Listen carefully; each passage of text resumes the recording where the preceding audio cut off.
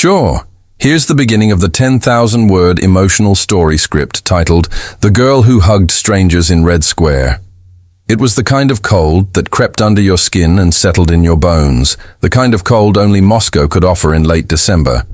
The sky hung low, heavy with snowflakes that hadn't yet fallen, and the Red Square was awash in soft golden lights, casting a warm hue over a place that had witnessed centuries of change. Among the bustling tourists, the locals rushing past, with red noses and bundled scarves, stood a girl, no older than 20, in a thick grey coat and woolen mittens. Her sign was simple, handwritten on cardboard, the ink smudged from melting snow. Free hugs. You're not alone. Most people didn't stop.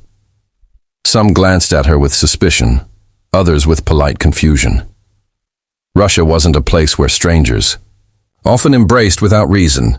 Hugs were private, intimate things shared behind closed doors. In public, especially here, especially now, it felt foreign. But she stood there anyway. Her name was Nadia, which means hope. And hope was what she had once lost. She wasn't there just for others. She was there for herself, a young woman fighting to believe again in connection, in compassion, in kindness that doesn't come with a price. The first person to hug her was an old woman in a green beret. She stopped, stared at Nadia for a long time as if she were trying to remember something. Then, without a word, she walked forward and gently embraced her. The hug was brief, but powerful. The woman stepped back, wiping a tear from her cheek, and whispered, "My daughter.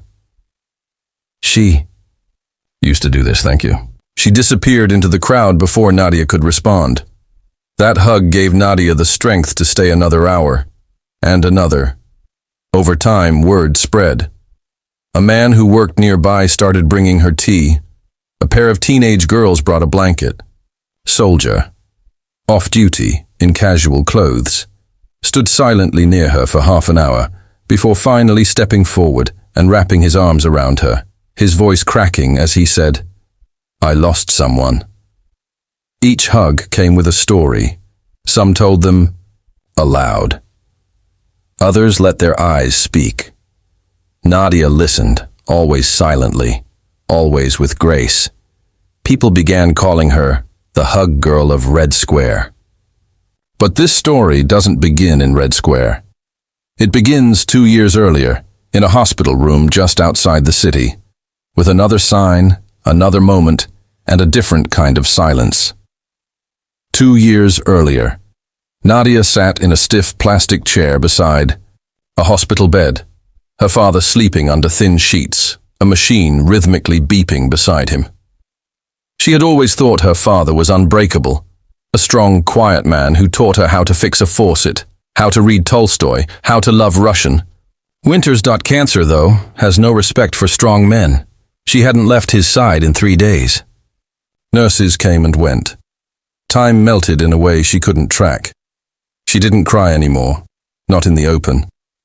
Her mother had passed 5 years earlier, and now her father was slipping away, each breath more fragile than the last. On the 4th day, the doctors told her the truth, softly, but with finality. That night, she walked out into the street. Snow was falling hard, and she wandered with no direction until she found herself in front of St. Basil's Cathedral. Tourists were gone, the place nearly empty. She dropped to her knees in the snow and screamed into the night. But no one heard. She didn't want to go home. There was no one waiting. Her aunts were distant. Her friends didn't know how to talk to her anymore. She sat at a bench until dawn, shivering.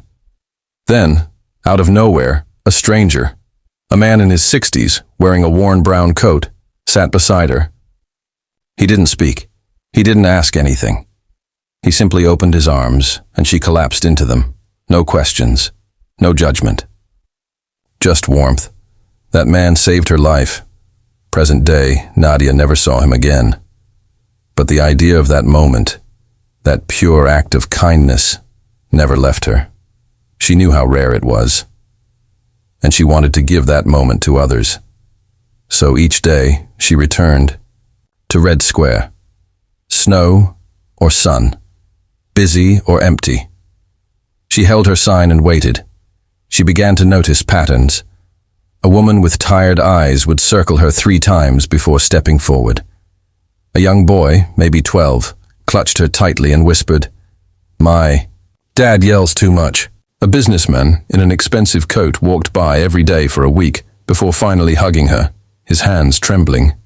Each hug carved a little hole in the coldness of the world. One day, a journalist approached her. His name was Mikhail, and he worked for a local human interest magazine. "I've been watching you," he said, notebook in hand. "People think you're strange, but I think you're brave." She shrugged. "It's not bravery, it's healing." He asked if he could write about her. She agreed, but only if he wrote about the people, not about her. The article went viral. The girl who hugged strangers in Red Square became a symbol. Tourists came not just for the history, but for her. One day, a woman from Kazakhstan arrived after reading the story. She brought her daughter, who had recently lost a friend to suicide. The girl hugged Nadia and sobbed for 10 minutes straight. A man from Germany came and spoke broken Russian to tell her she reminded him of his sister, who had died young. Another man, quiet, pale, with blue eyes, came every day for 2 weeks before finally holding her and saying, "I'm a widower. I thought I was invisible." She held him tightly. "You're not.